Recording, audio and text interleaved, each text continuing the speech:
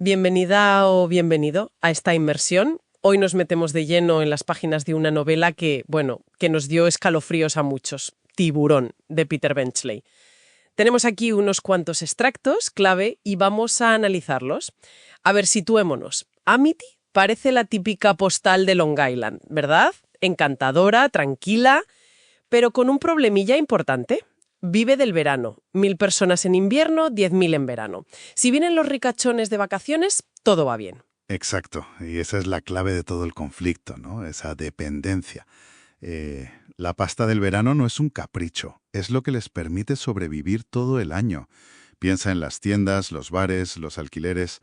Todos dependen de esos meses para luego aguantar el invierno, que los textos dicen que hasta un tercio de las familias podían necesitar ayuda pública. Es un hilo muy fino. Pues sí. Y justo ahí, en ese equilibrio tan delicado, es donde estalla todo. Una noche, fiesta en la playa, una chica, Chrissy Watkins, se va a nadar sola y desaparece. Aquí empieza la historia y lo que queremos hacer hoy es entender un poco las decisiones que se toman, las presiones que hay detrás y las consecuencias, claro, que son tremendas. El primero en dar la alarma es Tom Cassidy, el chico que estaba con ella. La busca, no la encuentran, avisa a los Foot, los de la casa de la fiesta, y Jack Foot llama a la policía. Y quien coge el teléfono es el agente Len Hendricks. Hendricks. Este personaje nos da una idea muy buena de cómo era Amity antes del lío. Es un veterano de Vietnam, parece que ha encontrado allí su sitio, una rutina tranquila. Le gusta el trabajo policial, aunque sea más bien papeleo, quejas por ruido, algún hurto, poca cosa. Y lo curioso es que disfruta del turno de noche leyendo novelas de policías. Refleja esa normalidad, esa calma que está a punto de saltar por los aires. Sí, es como la calma antes de la tormenta. Hendricks sigue el protocolo, anota todo y llama a su jefe, Martin Brody. Brody, que siempre se sintió un poco fuera de lugar en Amity, aunque llevara años y estuviera casado con Ellen, que sí era de veranear allí. Y nada, se pone en marcha la búsqueda enseguida. Brody va en el coche patrulla, buscando, sin éxito, mientras Hendricks va por la playa, a pie. Y piensa algo interesante, ¿no?, sobre cómo la gente del pueblo casi no disfruta de la playa. Ya. Él mismo dice que no recuerda cuándo se bañó por última vez. Es como si para ellos fuera solo el lugar de trabajo donde pasa todo el negocio del verano. Claro, es el escenario del negocio. Y justo ahí, en su oficina, digamos, se topa con el horror. Ve un montón de algas raro, muy grande, lo aparta y, descubre los restos de Chrissy. La descripción es dura, y la reacción de Hendricks es totalmente visceral. Vomita, se queda en shock, intenta usar el silbato y ni siquiera le sale aire. Es el primer golpe brutal de la realidad en esa paz fingida. Llega Brody, claro. Confirma quién es con Cassidy, que también vomita al verlo. Y la primera idea de Brody es clara. Tiburón.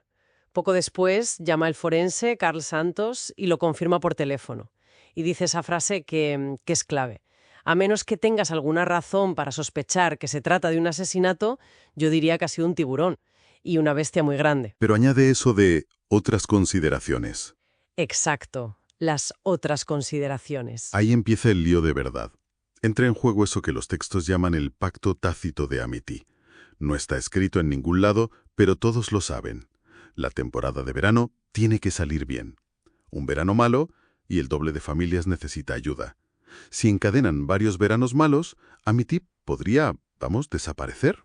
Y ponen un ejemplo que te deja helada, de cómo funciona este pacto en la sombra. El caso de los hermanos Félix, unos carpinteros que llegaron de fuera. Al principio bien, porque había curro, pero pronto empezaron a caer mal. Uno era un chapuzas y bebía. El otro, enseñaba libros eróticos que había robado. Y la reacción del pueblo es fascinante. Silenciosa pero coordinada. Primero, les dejan de dar trabajo. Luego empiezan las casualidades. Se les pinchan las ruedas justo cuando la bomba de aire de la gasolinera se estropea. Les retrasan los materiales que necesitan. El banco les niega un crédito pequeño. Es una expulsión en toda regla, pero sin gritos. Sutil y efectiva. Se tuvieron que ir antes del invierno. Es que es tremendo. Qué capacidad de organización para proteger lo suyo, ¿eh? Y Brody, el jefe de policía, a veces ha jugado ese juego también, ¿no? Sí, sí. Su papel en ese pacto solía ser la discreción. Colaboraba con Harry Meadows, el director del periódico local, el Amity Leader, para, digamos, suavizar las noticias malas.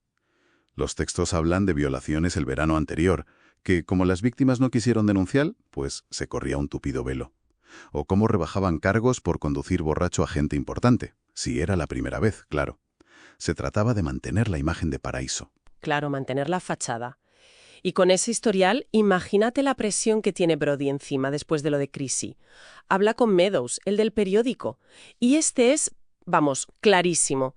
Le dice que ni hablar de publicar nada del tiburón, que le han llamado los anunciantes gordos, restaurantes, hoteles, inmobiliarias y sobre todo el dueño del periódico, que resulta que su mujer es agente inmobiliaria. Vaya. Y los alquileres ese año ya iban flojos. La frase de Meadows es demoledora. Si le decimos a la gente que hay un tiburón asesino por aquí, podemos decir adiós al verano. Y en ese momento entra en escena el alcalde, Larry Bond, otro personaje clave. Un tipo elegante, hecho a sí mismo, agente inmobiliario de éxito, que se mueve bien entre la gente del pueblo y los veraneantes ricos, pero sin ser de ninguno de los dos sitios, ¿sabes? Y usa todas sus armas. Primero, intenta ir de amigo con Brody, aunque, bueno, el texto da a entender que es pura fachada.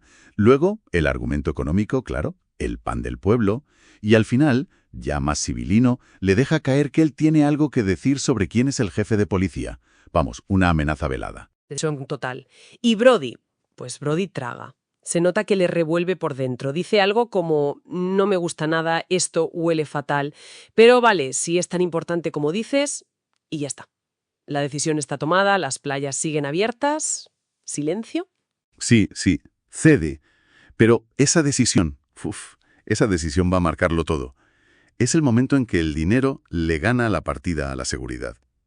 Y las consecuencias, pues ya las veremos.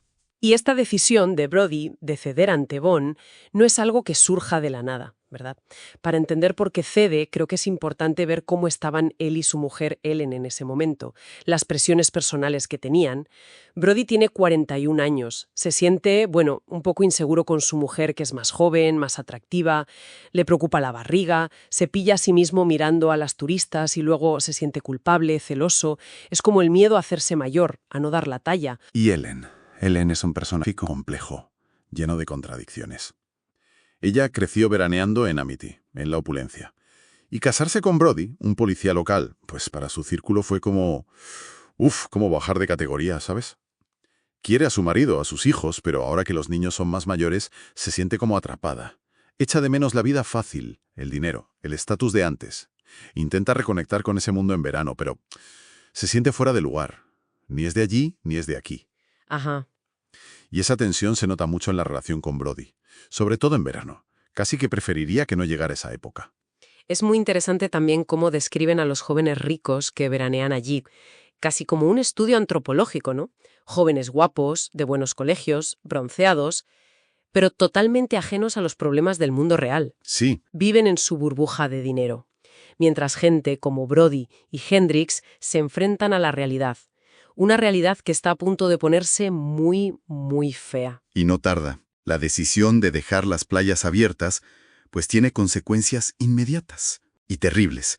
El tiburón vuelve a atacar. Pero esta vez no es de noche ni a escondidas. Es a plena luz del día, con las playas llenas. La primera víctima, Alex Quinter, un niño de 6 años. Estaba en una colchoneta.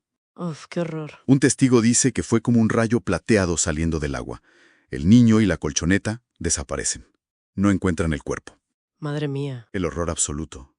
Y casi seguido, a medio kilómetro de allí, ataca otra vez. Ahora un hombre mayor, Morris Cater, 65 años. Nadaba cerca de la orilla. Y lo ve un montón de gente. El agente Hendrix, que mira qué casualidad, se estaba dando un baño por primera vez en años, intenta rescatarlo. Pero nada. Imposible. La violencia ya es visible. Ya no se puede ocultar. Claro, con 2 muertes así a la vista de todos, se acabó el secreto. La noticia estalla. Sale en el New York Times. Y aquí viene lo bueno. O lo malo, según se mire. Harry Meadows, en el periódico local, el Amity Leader, no solo cuenta los 2 ataques nuevos, sino que Zas revela también la muerte de Chrissy Watkins y admite que se ocultó la información por culpa de funcionarios y la policía para evitar el pánico. Se lava las manos, vamos. Totalmente. Se cubre las espaldas y le echa el muerto a Brody y a Vaughn. Es una jugada maestra de supervivencia personal por parte de Meadows. Brody, ya superado por todo, ordena cerrar las playas por fin. Poner los carteles, pero ya es tarde. Y el golpe definitivo, el moral, se lo da la madre de Alex Quinter. Entra en la comisaría como una fiera, gritando delante de todos, y le dice a Brody: «Usted asesinó a Alex». Le acusa de haber cobrado dinero por mantener las playas abiertas. Esa escena es que es demoledora. La culpa hecha persona, señalando a Brody. Es el fracaso total de ese pacto de silencio. Y es una culpa compartida, en realidad, aunque él sea la cara visible. Todo el pueblo, de alguna forma, apostó por el dinero antes que por la seguridad. Y ahora pagan el pato. La economía se hunde de repente. Tiendas cerradas, alquileres cancelados, los veraneantes huyen. Y Brody se queda rumiando esa frase a medias. Ya iban 3 muertos, y 2 de ellos podrían estar vivos si él hubiera. La carga es brutal. Y en medio de todo este caos, llega ayuda de fuera, Matt Hooper, un joven oceanógrafo de Woods Hole. Pero su llegada, lejos de calmar las cosas, añade más tensión. Resulta que Hooper no es un científico cualquiera, también viene de ese mundo pijo, veraneaba en Southampton. Y Brody le coge una manía casi instantánea. Los textos lo relacionan con sus propias inseguridades, ¿sabes? Los polos con el cocodrilo de Hooper, ese símbolo de riqueza, le remueven cosas. Y la cosa sigue empeorando. Desaparece Ben Garner, un pescador del pueblo al que habían contratado para cazar al tiburón. Brody y Hendricks encuentran su barca a la deriva, hecha polvo, arañazos enormes, un diente de tiburón clavado en la madera, y el remate llega cuando Hooper baja a bucear para ver el barco hundido y encuentra la cabeza de Garner dentro. Otra víctima. Y otra persona culpando a Brody. Sí, la viuda de Ben, Sally Garner, llama a Brody destrozada, llorando, preguntándole que por qué mandó a su marido a morir. Cada nueva desgracia aprieta más la soga alrededor de Brody. Y mientras todo esto pasa, el periodista Meadows sigue investigando al alcalde, a Vaughn. Y vaya lo que descubre. Resulta que Vaughn, hace años, le pidió un préstamo gordo a un tal Tino Russo para pagar un tratamiento médico carísimo para su mujer. Y ahora, ese Tino Russo, que resulta ser un capo de la mafia de Nueva York, es vicepresidente de Cas Catalans, una inmobiliaria presidida por Vaughn. Exacto. Ahí está la clave. Cas Catalans ha estado comprando terrenos y casas en Amity tirados de precio por el pánico del tiburón. Vaughn está pilladísimo. Necesita desesperadamente que los precios suban otra vez para poder vender, sacar tajada y devolverle la pasta a la mafia. Por eso presionaba tanto para reabrir las playas. No era solo por el pueblo, era por su propio pellejo. Y por su deuda con la mafia. Añade una capa de desesperación personal y de crimen organizado a todo el asunto. Es increíble. Mientras el pueblo se cae a pedazos por fuera, por dentro, las relaciones personales también se desmoronan. Casi en paralelo. Ellen Brody, que se siente sola, quizás buscando una salida o volver a conectar con ese mundo que perdió, empieza una aventura con Matt Hooper. Se ven a escondidas, en un motel fuera de Amity. Y Brody lo nota, lo sospecha. La tensión entre él y Hooper casi se puede cortar. Hay una escena en una reunión donde Brody le pregunta a Hooper, así como quien no quiere la cosa pero con retintín, ¿dónde estuvo el día anterior? Un día de lluvia en que Ellen también tardó en llegar a casa. Hooper se pone nervioso, da evasivas. Los celos de Brody son evidentes, pero mezclados con su propia culpa, con la presión del trabajo, es un cóctel explosivo. Sí, y la relación de Brody y Ellen se enfría muchísimo. Discuten por dinero, que si las clases de tenis de los niños en el club pijo. Discuten después de una cena súper incómoda con Hooper, donde Ellen le defiende. La desconexión es total. Culmina en una noche en que Brody busca acercarse y ella, lo rechaza, haciéndose la dormida. Es la soledad dentro del propio matrimonio. Es un reflejo perfecto. La crisis del tiburón actúa como un acelerador. Saca a la luz y agranda todas las grietas que ya existían en las relaciones, en el matrimonio de los Brody, en la cabeza de cada personaje. Leyenda cazando tiburones. Y Brody, a pesar de su pánico al mar y de no tener ni idea, decide ir con él, con Quint y con Hooper. Es como si sintiera que es su responsabilidad, ¿no? Quizás una forma de redimirse, enfrentarse él mismo a la bestia. Y allá van los tres, en el Orca, el barco viejo de Quint. El ambiente es tenso, claro. Pasan horas al sol, echando carnaza, esperando. Quint, a su manera, cuenta historias de otras cacerías. Se establece como el experto, el hombre de mar chapado a la antigua. Un contraste total con la ciencia de Hooper. Y entonces aparece el tiburón. Es enorme, más grande de lo que nadie pensaba.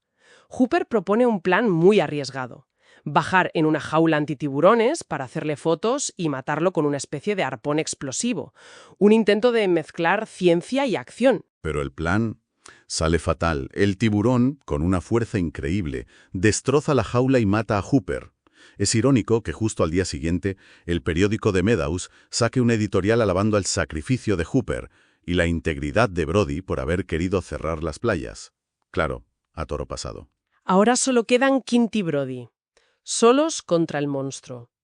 Quint consigue arponearlo varias veces, le ata barriles para cansarle y empieza una persecución brutal, siguiendo los barriles amarillos por el mar. La lucha es épica. Al final, después de horas, el tiburón parece que cede, que muere o está moribundo. Los extractos no lo dejan 100% claro, pero los barriles se quedan quietos. Pero el Orca, el barco está hecho polvo. Y se hunde. Los detalles exactos no están en estos fragmentos, pero, bueno, Quint también muere en esa lucha final con el tiburón. Es algo que se entiende del conjunto de la novela, aunque no se detalle aquí. Brody sobrevive, de milagro. Y la última imagen que tenemos es la de Brody, agotado, nadando hacia la costa, buscando con la mirada la torre de agua de Amity a lo lejos. Y así acaban nuestros fragmentos, con Brody nadando hacia una orilla que ya no será la misma, marcada por la muerte, por la codicia, por decisiones imposibles. Hemos visto cómo el miedo a un bicho marino se mezclaba con miedos muy nuestros, ¿no? El miedo a la ruina, a perder el estatus, a la infidelidad, al juicio de tu propia conciencia. Sí, la historia nos deja con preguntas muy incómodas sobre el individuo frente a la comunidad. ¿Hasta qué punto la presión económica justifica arriesgar vidas? ¿Dónde termina mi responsabilidad y empieza la del grupo? Vimos cómo ese pacto para sobrevivir, para que la economía funcionara, llevó a Amity al borde del precipicio, moral y físico. Es un reflejo de las tensiones que hay en cualquier sitio que depende de algo frágil. Quizás la reflexión final, viendo a Brody nadar hacia tierra, sea esa. Cuando estás al límite, cuando todo se va al garete, ¿qué brújula sigues? ¿La de salvar tu propio culo a toda costa? ¿La lealtad a un grupo que a veces también te ahoga? ¿O esa vocecilla interior, que a menudo molesta, que te dice qué está bien y qué está mal? Es una pregunta que se queda flotando, ¿verdad? Mucho después de cerrar el libro o de terminar esta charla.